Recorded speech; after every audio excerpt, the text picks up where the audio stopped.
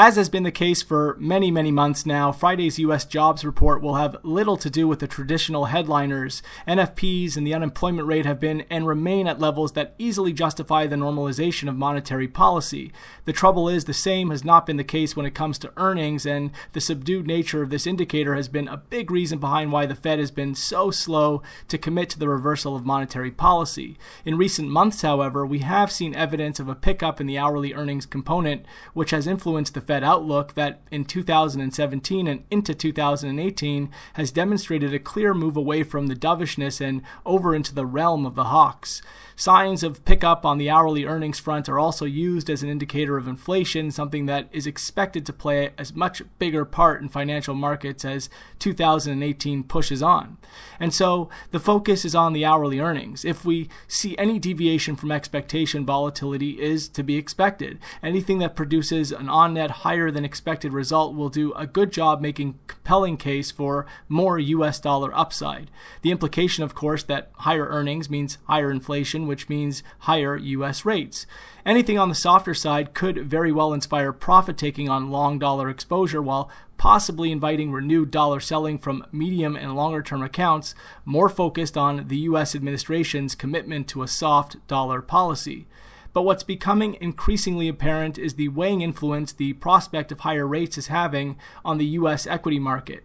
If the stock market sees earnings push up, it will actually be less encouraged, as it will imply a quicker path to normalization, which means a quicker path to less attractive stock market valuations. So on net, provided we don't get another big miss on NFPs like the one in the previous month, hourly earnings will be where the market will look to react when that report comes out.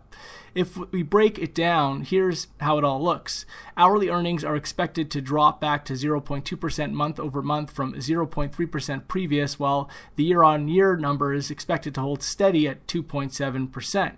NFPs are expected to come in around 190K, back into 12-month average territory and up decidedly from the 103K slump in the previous month. The unemployment rate has been holding at 4.1% despite calls in the last two reports for a drop down to 4%, and the market is now looking for a third time to be that charm that finally drops the rate to 4%. Even still, the rate is well within the Fed's level of maximum employment and at its lowest level since 2000. Finally, no change is expected to the participation rate, which is seen holding steady at 62.9% and still trying to work its way off a 4-decade low. Technically speaking, if we're to use the euro as a proxy, the breakdown in the previous week that ended a bout of sideways trade that had been in play for the entire 2018 up to that point has opened the door for a move equal in size to that 400-point consolidation, which means we could still see the euro extend declines into the 117s.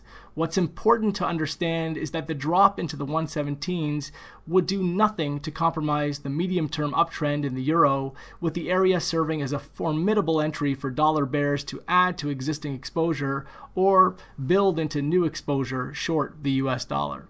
That's all for now.